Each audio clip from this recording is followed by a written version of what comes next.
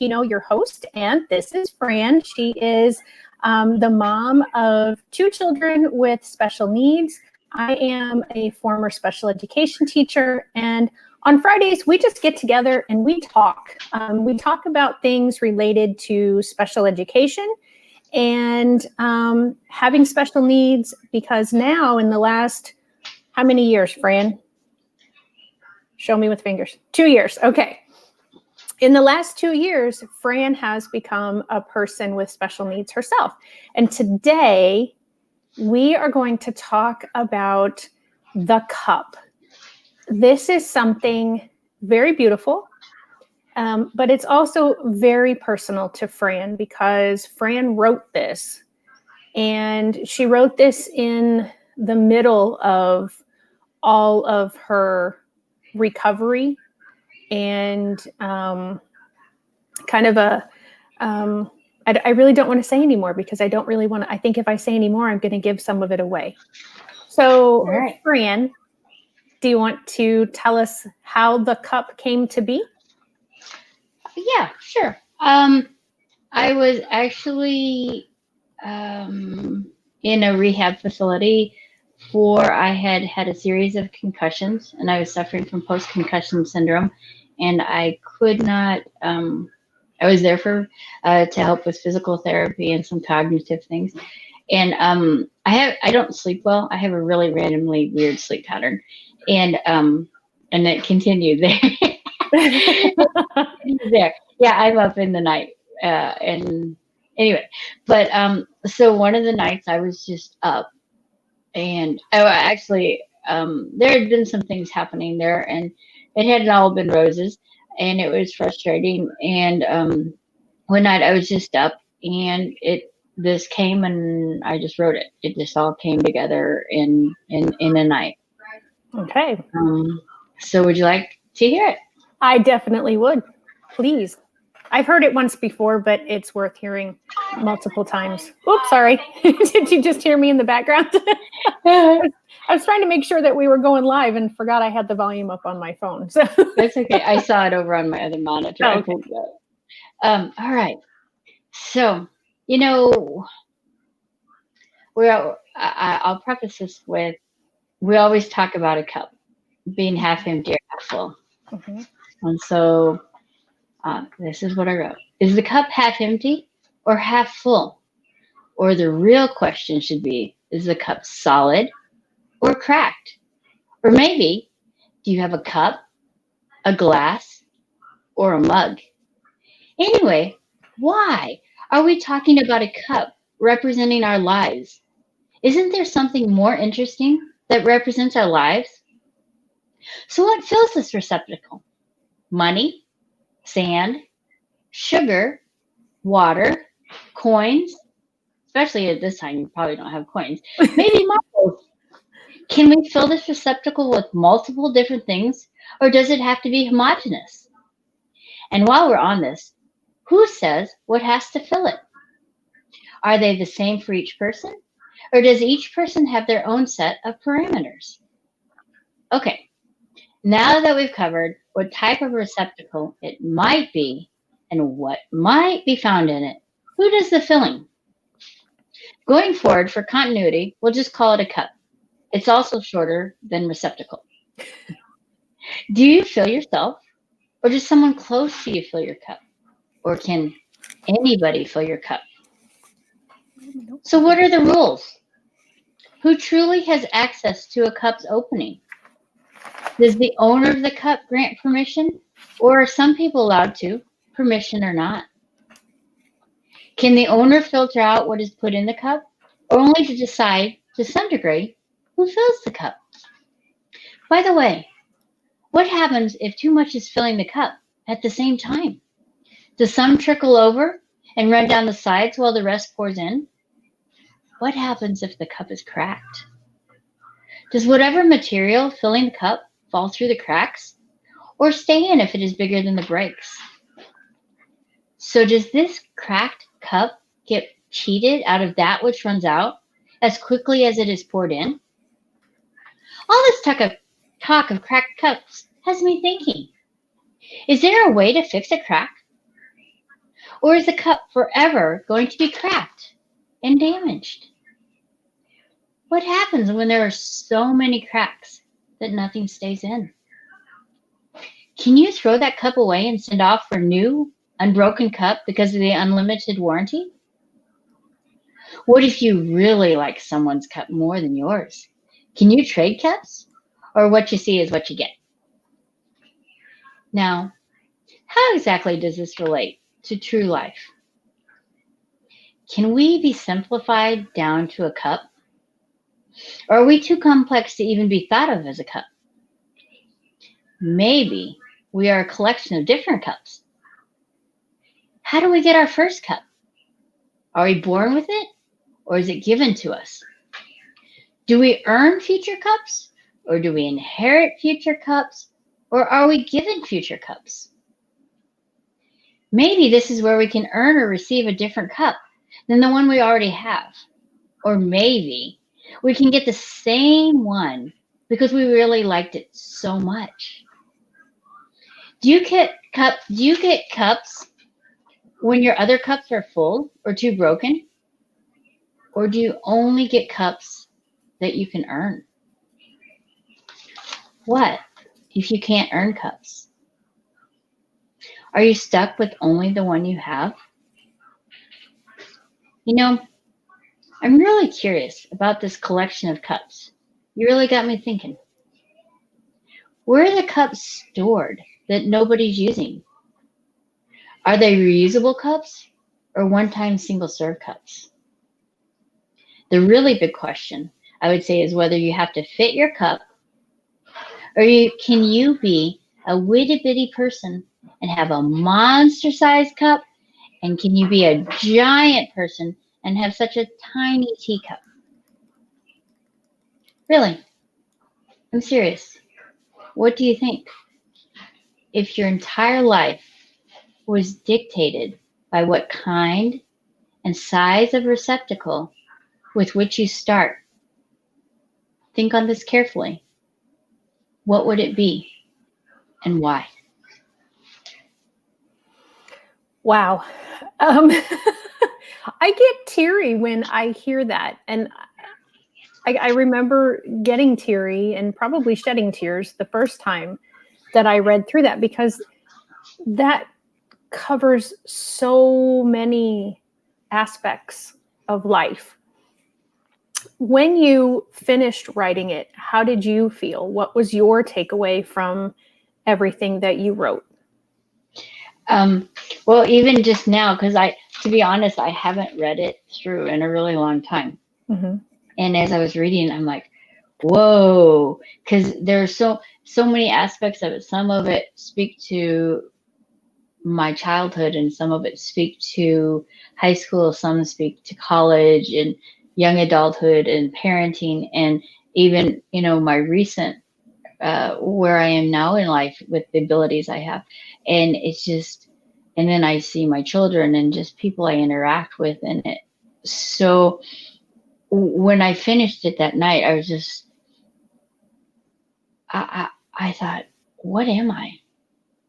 And at first I'm like, well, I know I'm a broken vessel that God can use, mm-hmm. but what vessel? I was like, what vessel am I? What kind of receptacle? And so then I was on a mission, because I was, like I said, I was in a facility helping with me rehab physically. And so I went around and asked the staff. And I asked visitors, I asked administration, I asked other patients and residents there. I said, what kind of receptacle are you? And one person said, I'm a teacup. That's what I thought of. And another person, there was a couple. One was a trash can. They said, I get all the junk in life. What nobody else wants and gets thrown away. That's what I am. And they said, but it's okay, because I've learned that one person's trash is my treasure. Ooh, wow. So what many people would think of getting trash and junk from other people, this person was able to turn around and find the good even in that. Mm-hmm. And the other person sitting, so the teacup person, then there was the trash receptacle. Mm-hmm. And they were a large trash can, like the ones that a lot of cities have now that the trash company gives you, and Oh yeah, you have to use those. yeah. That's what they were describing when they were Oh talking wow. about being a trash. They were like that. And this other person goes, "I'm an aquarium." Okay. I said, yeah. I said, because people see in my life, I just, what you see is what you get with me. So there's nothing hidden. And I have all kinds of bright, sparkly things, and I have things swimming through my life. And in it, so it was, the neatest thing about this was it opened up opportunities for people to share their life experiences. Mm-hmm. And we can all learn so much from each other if we take the time to stop and just listen. And hear what the other person is saying. Like we were talking before, listening and hearing. Yeah, so often we hear, but do we listen with our entire being? Right. Do we receive it? Do we comprehend it? Or are we already thinking of the question we want to ask or what we want to share? Right. So, yeah, these one was a gentleman, and the other two were ladies that at that point that just shared those things. So what sort of cup do you feel you are now? Or are you just one cup? Can you be multiple cups at the same time? Right now, I'm not a cup. I know I'm not a cup. I kind of, okay. Yeah, I know. Let me, okay. What am I now? Or do you want to go, what was I when I started this? However you want to answer it. Okay, let me go with where I was, and then I'll go where I am, because now I remember it. I was like, because at first I'm like, I can't remember what I thought I was. Okay. You asked me too when I read it, and I don't remember if I answered, or if I did answer, what my answer was. You didn't answer. You said I have to think on that. Oh, great! So just called me out on that. So I'm waiting for you to tell me. By the time I get finished, you have to come up. But okay, so what was I then? And I think it kind of similar. Okay, I saw myself when this was written. This was written a Christmas ago. I was in over a Christmas, so this was written a Christmas ago. So I've had all those calendars to a Christmas, and then to this point. Does that make sense? So like how long ago? Okay. Yeah. So it's been written about that long ago. So at that point in my journey, I saw myself as a woven basket. But when I had started as a child, as a baby, I was woven, and the reeds, when you weave a basket, the reeds have to soak, so they're pliable. Okay. And then when you weave them, it's not watertight right away. Oh. And okay. We are not playing. We're live. Is it playing? Oh, yeah. I just didn't click on it. Sorry. That's okay. I'm sorry. I was like, I'm paused over there. Sorry, chipmunk. It just ran really fast. Okay. I apologize. Okay. So the basket is, the reeds are woven together. So I saw myself as a child. Someone had woven the reeds. My childhood was really interesting. I was left on a doorstep when I was still had my umbilical cord attached, over in a foreign country. And my parents were over there. My mom was teaching at international school, and my dad was serving a tour in Vietnam. And so that's how I came to be an American. They adopted me and brought me over. So I saw myself as, a basket with woven reeds. And then as things are poured into a basket, especially liquid, it causes the reed to expand, and then it becomes watertight. So in the beginning, things are able to leak through, but eventually it expands. So I saw myself as a basket that had expanded, and then I was able to be filled and then overflow and share that information, which I had received, with others. And then as time goes on, baskets deteriorate, especially if they're used heavily, and they need repair. And if they don't get repaired, things begin to leak through them, and they tear. And I saw myself kind of in that. At that time, I believed I was a basket that really needed a little bit of tender, loving care. It needed the touch of a master basket weaver to come along and weave in some new reeds to supplement that which had deteriorated. Wow. So that was where I was. And where do you think you are now? Those sieves, strainers, especially the old-fashioned metal ones. Yeah.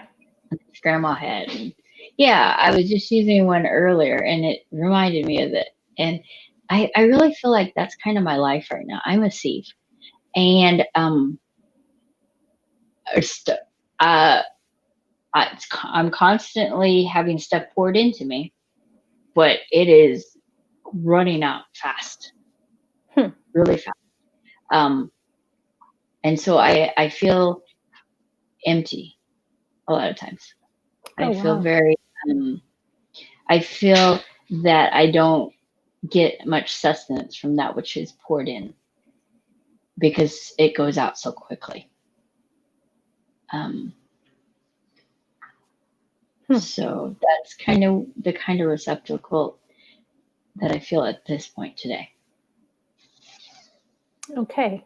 I never could figure out one that I really could describe. And I'm still sitting here thinking, okay, it's going to be my turn and I'm going to have to give an answer. And I'm looking around going, what can I be? What sort of, I'm looking around my house, where I'm sitting, I'm facing into my kitchen. And so the thing that comes to mind is a refrigerator. And I know it sounds like a really strange thing because I'm not because I feel like elaborate?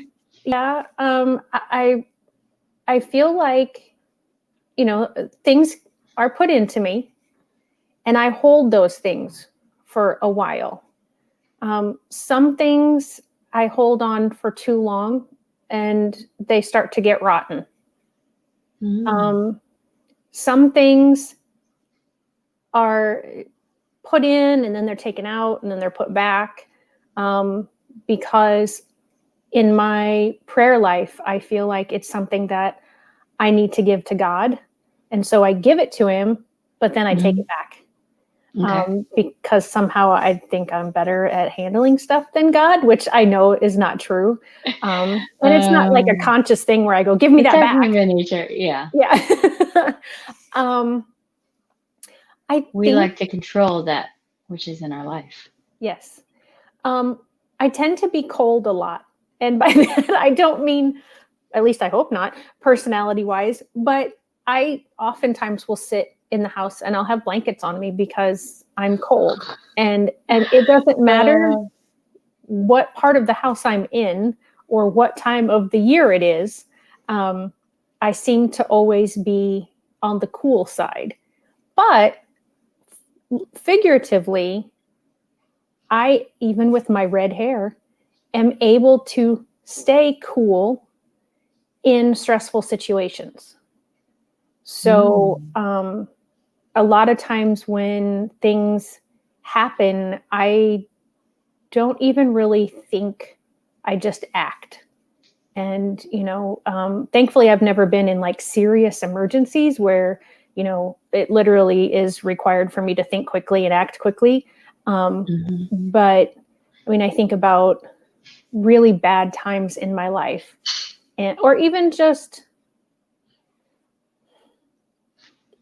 working with my students over the years. I had a lot of students that had behavioral issues, and I was able to stay cool when those students were getting very, very hot and having very uncontrollable behaviors. And I was able to maintain my calm and realize that those behaviors that they were having were not personal toward me. And so I didn't take what they said or whatever action, if I got hit or kicked or punched, I didn't take that personally. So I was able to remain cool in those kinds of settings. That is that takes a lot. I know from personal experience here in my own home, and also with in jobs I've had.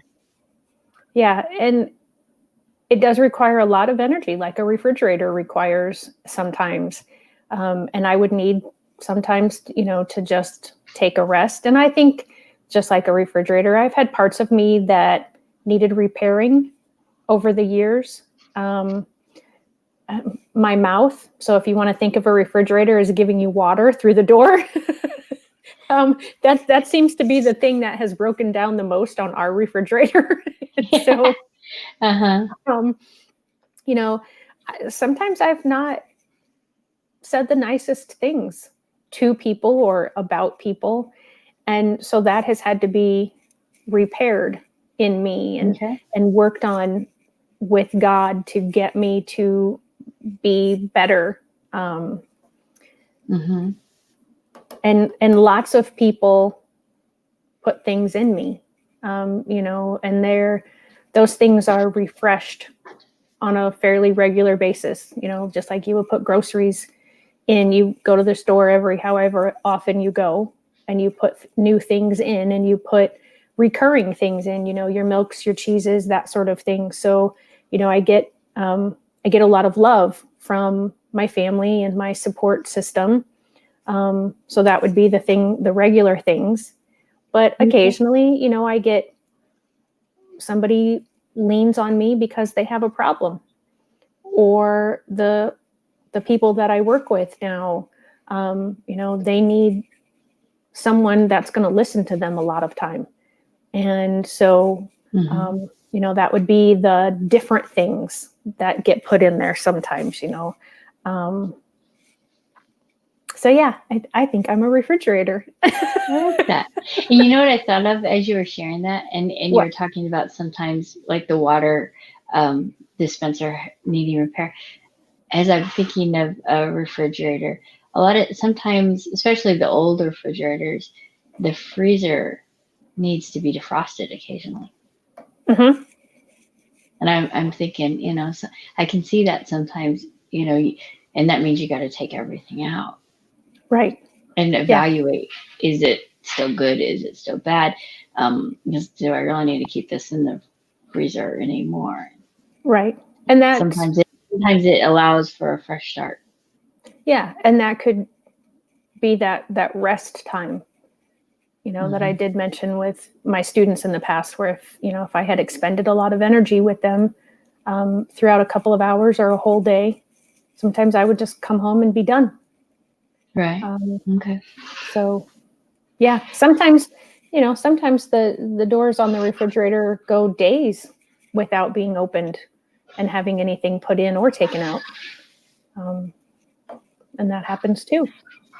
Sometimes I'm just going along. Going along with the flow. Yeah, exactly. All right. So, I'm a refrigerator. And you're a basket. No, I'm not anymore. I'm not a basket. I thought you were a repaired basket. Oh, that's right. You're a sieve. You're right. Yeah, you just or sieve. that all the stuff is going in. But I did, as you were sharing, I remembered what someone else had shared with me. They were like, okay, this is kind of going to go against the flow of a concept of a cup concept. They said, I'm a woven piece of tapestry. They said, different people have woven threads into my life. And they're all interwoven to make who I am now. That's good too. Yeah, it's interesting when you talk about the different receptacles, and And then that makes me think, okay, well, why would somebody think that that's the kind of receptacle that they are? And so then when you describe how they have described it to you, it's like, oh, wow. That could be really deep. And you don't necessarily think about a teacup or an aquarium. I would probably not have thought about the aquarium being a vessel that someone would be, but once you described it, that makes sense. So that's interesting. So for those of us, or those of you who are watching live, there's a couple of you. Do you think you would be able and willing to come up with what sort of vessel or receptacle you are, and would you be willing to share that? I see that there are two people. I really, really want to call one of you out, but I'm not going to. I'm just going to let you possibly comment. It's a new person who's not joined us before. So, and he just joined a few minutes ago, so he's probably thinking, why is Shelley a refrigerator and that other lady is a sieve? I don't understand, or a strainer basket. So he probably doesn't want to comment because he really doesn't know what we're talking about.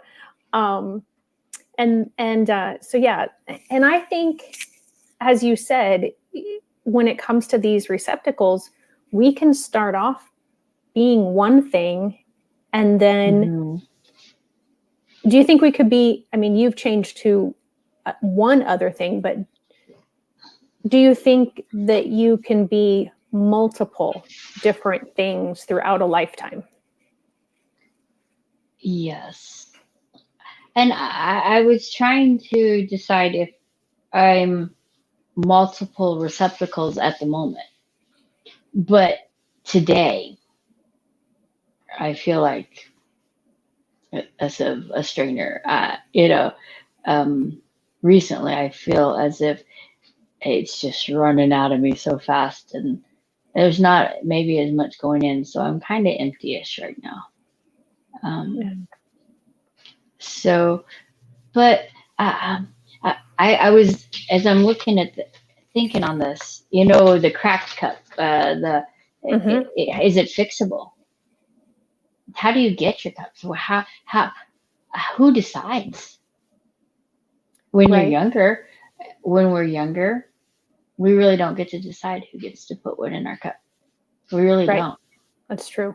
And we have to trust in our parents that they will monitor, and then we have to trust the education system, because our parents can't. If we go into public schools, then our parents aren't with us all the time. They're not homeschooling us, so then the base broadens in, and then eventually the world is pouring into your cup. Right. Through technology, through just everyday interactions, even going to the grocery store. Right. Yeah. And you know what I discovered? What? What I've found. One thing that I really, really enjoy doing is filling people's cups. Because so often in today's world, we're so focused on getting from this point to this point, and because we have this amount of time to do this much stuff, so you can't deviate, you can't wander, you can't, and we forget about the people with whom we're interacting as we're getting from this point to this point. Right. So I have found it's so fun to stop and say, how are you? And we talked about this the other day. Yep. And stopping and waiting. Yep. Or with the cashier, how is your day going? How you doing? Are you doing okay? And really, or just giving them a smile. Yeah. I know that's hard with a mask, but you can give them a smile with your entire body. You can give it with your eyes. And you could even say, I'm smiling behind this mask. Right. Yeah. But, it's just, I know that if my cup is running empty, my receptacle is empty, how many other people are empty in this time and age? And just a little, hi, how are you? Or have a good day. Or I was with a friend somewhere the other day, and I went by someone that was working at this place, and I said, you know what? I just wanted to tell you, you guys are really nice here.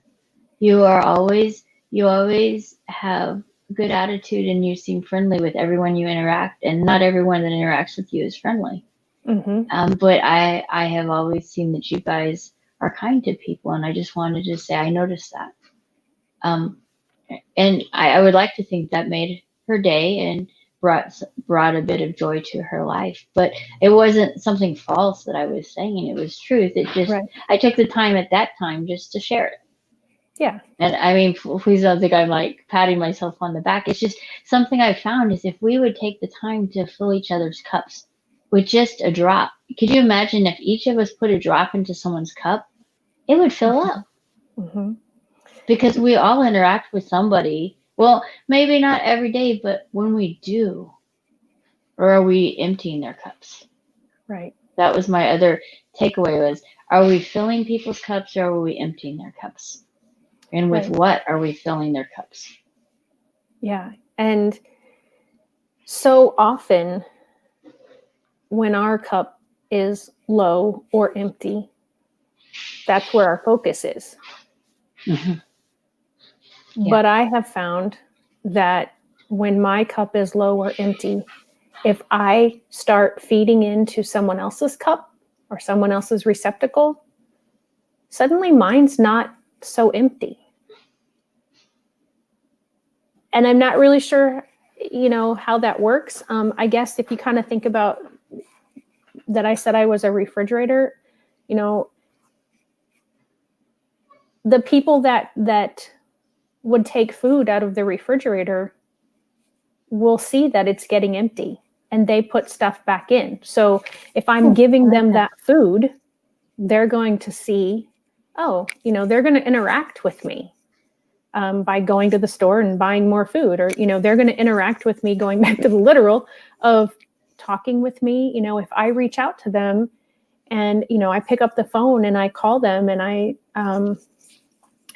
say, hey, like my husband just did this the other day with one of his aunts who lives in a different state. We haven't talked to her in a long time. We haven't seen her in an even longer amount of time.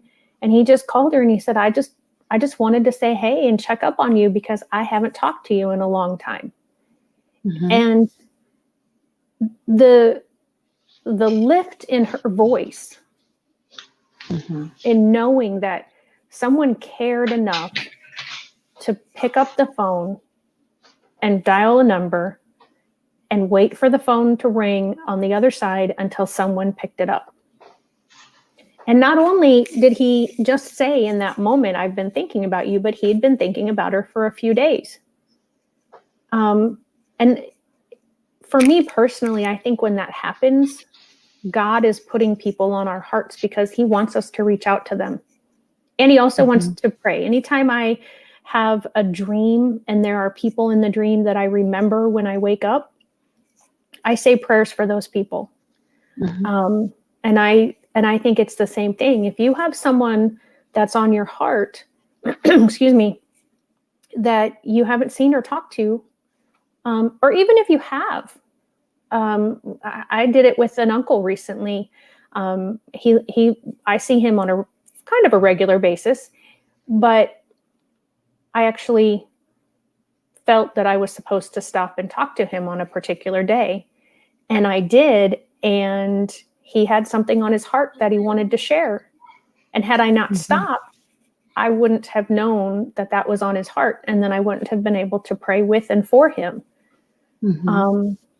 So we have definitely forgotten in this age to pick up a phone or drive over to see someone mm-hmm. or talk to them in person. We get so, I don't even know if it's that we're so busy, just like, oh, it's just, I'll just shoot them a text and say hi, or I'll just, they're busy. I'm not going to bother them. But we really need to pick up those phones, drive over. I mean, even now, if you're in an area where you have to wear a mask and, I mean, you can still drive over and you can stay in your car and they can stay in their yard.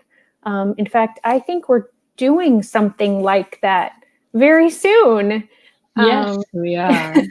I don't want to say too much because I don't know if he watches. So No, he doesn't watch. Okay. But yeah, I mean, just making that effort to try to connect with other people, especially now, because we have been socially or physically distant. But I think a lot of people have been socially distant as well. And that really drains a lot of people. I mean, I'm an extrovert. It's been very difficult for me to not be able to see people and hug people on a regular basis.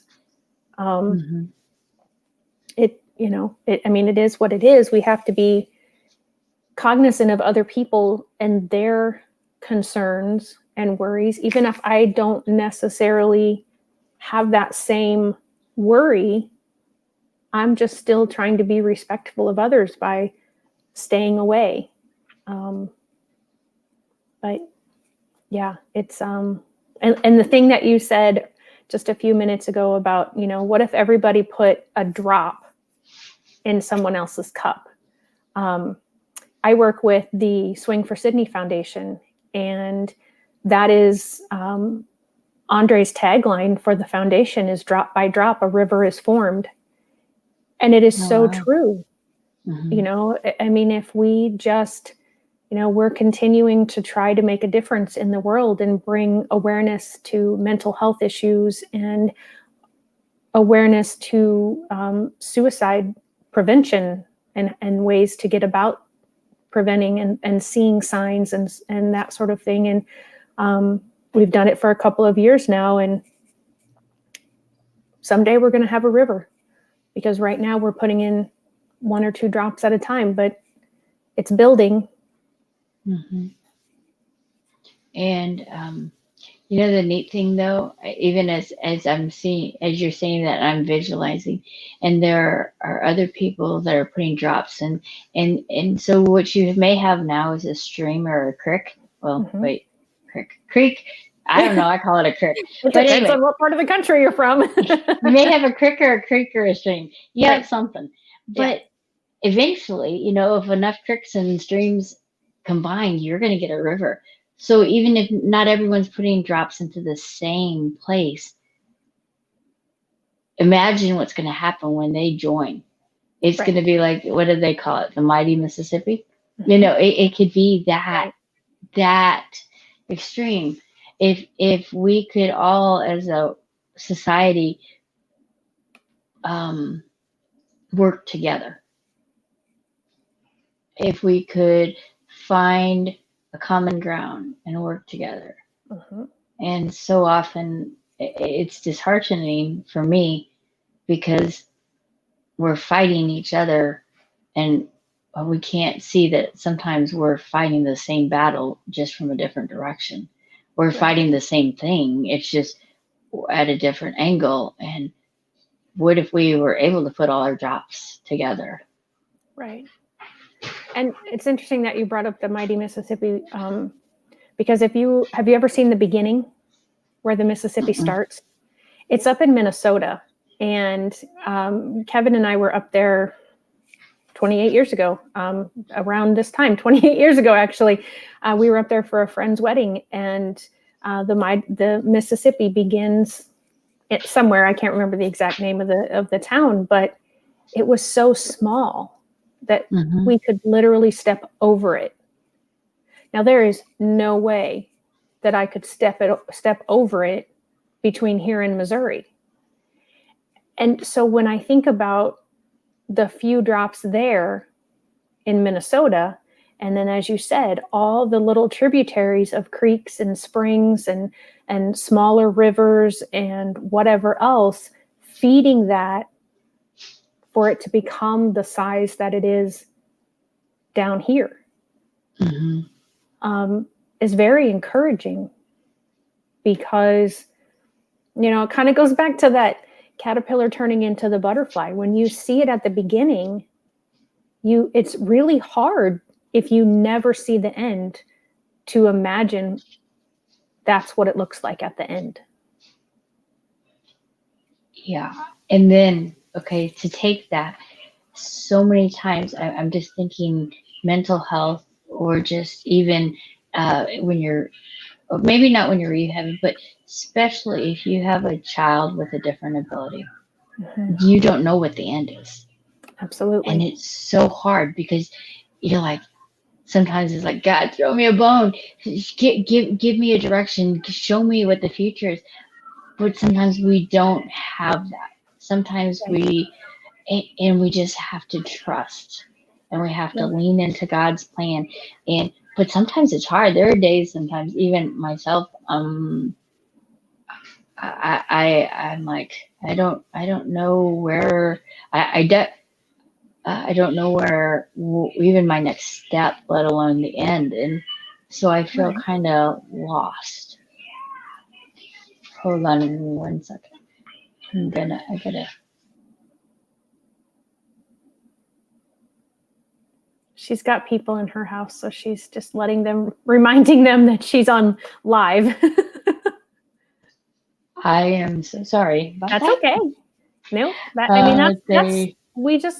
part of life. That's part of life, especially today, because we are doing so many things virtually.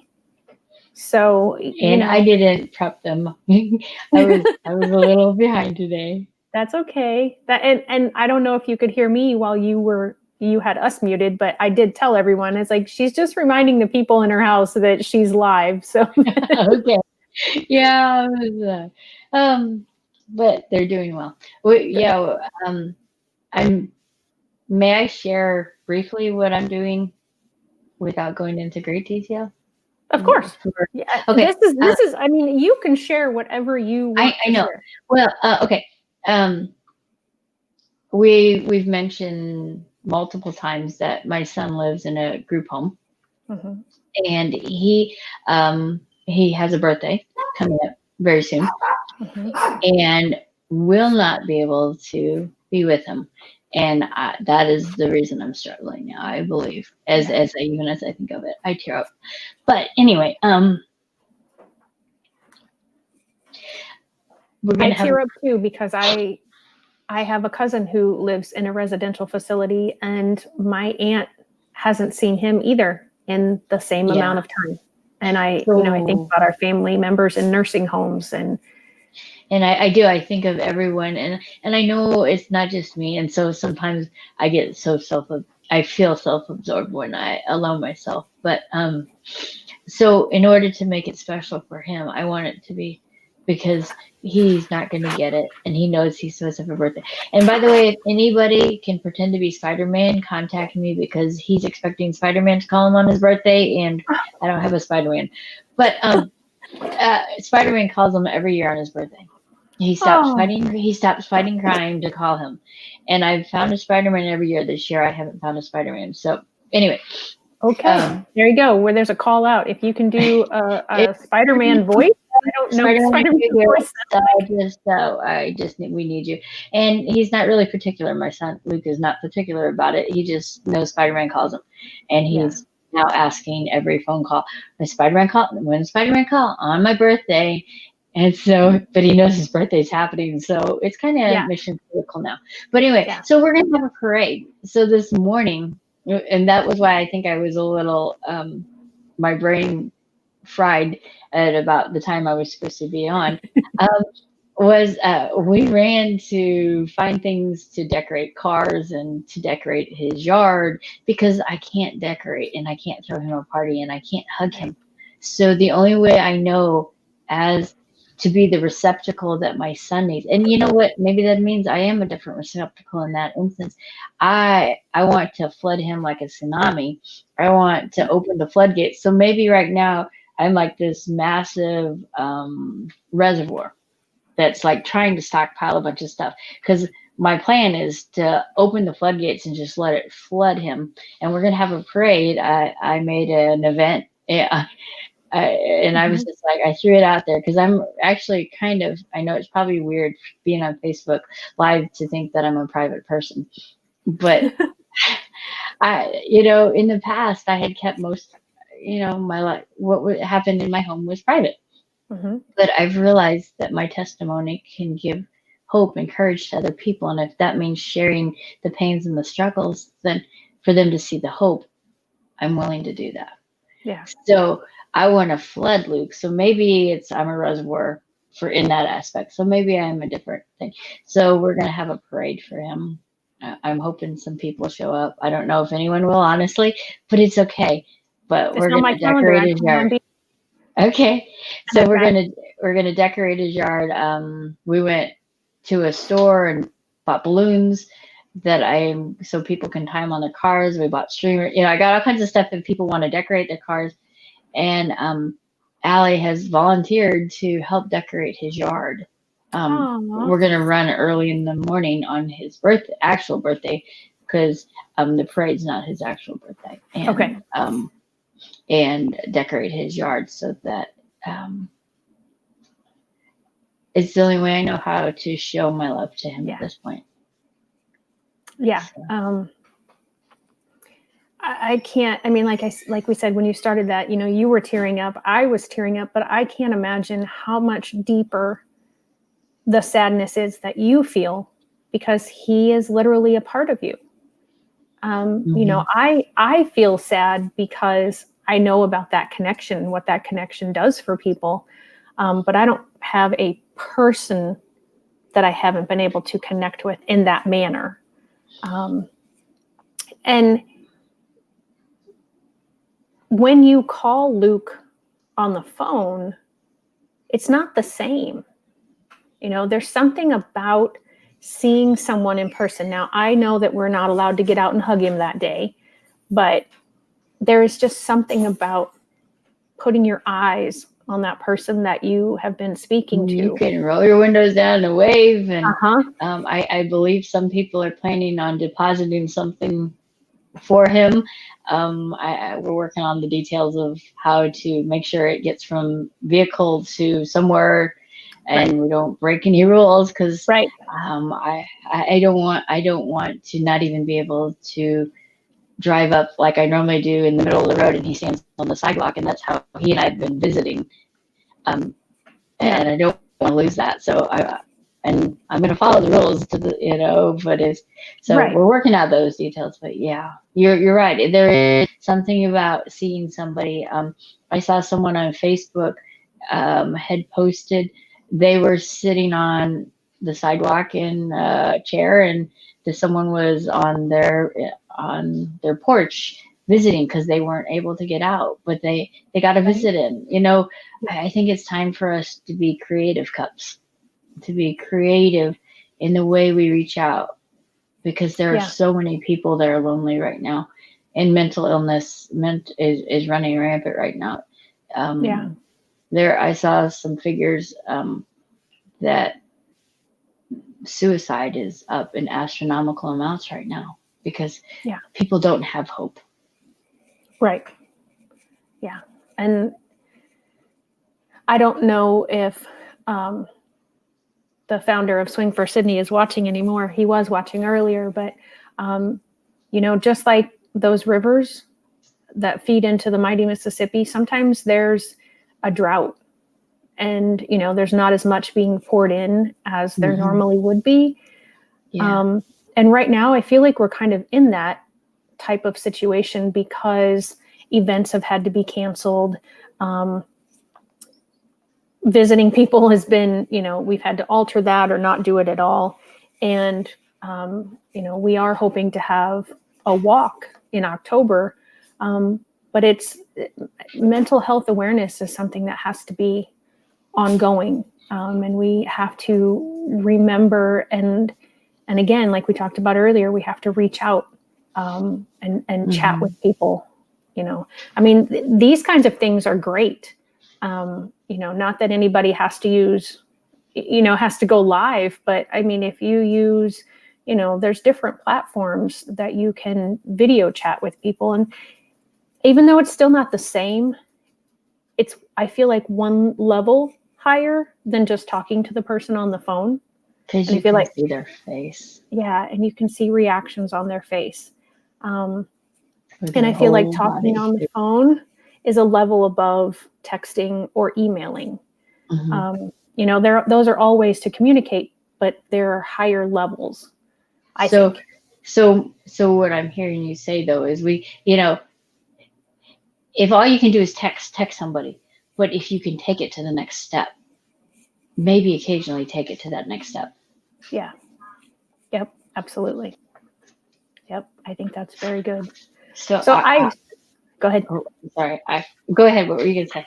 No, I was going to start wrapping it up, but we're good. We have 9 minutes before we have to I stop. was gonna wrap up with. I just wanted to read the final part of it, Okay. the last paragraph, and then let you wrap. Is that okay? That's perfect. Really, this is the end of the cup. Really, I'm serious. What do you think?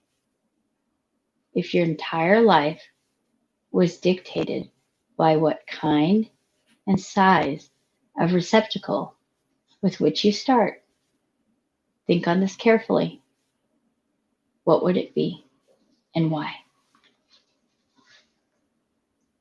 That's awesome. Well, on that note, I am Shelley Kino, and this has been Friday with Fran. I so appreciate you joining us, those that joined us live, and for those of you who are watching on the replay, if you have liked what we've talked about today, or you like these Friday with Frans, please give us a thumbs up on YouTube and subscribe to our channel.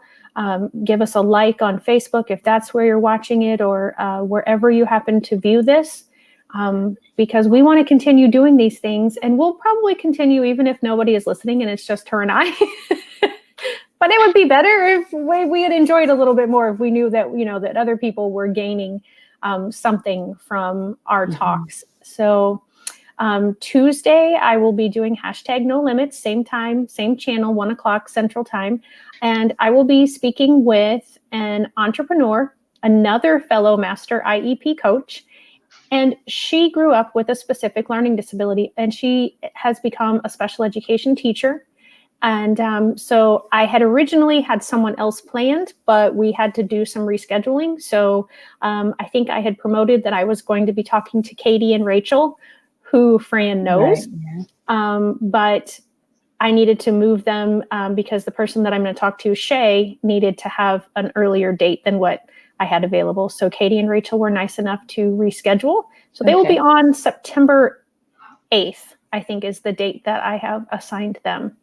So thank you so much, and you have a wonderful day. And think about, what kind of vessel, receptacle are you, and how do you fill that one, and how do you fill other people's? Have a great one, everyone. Bye.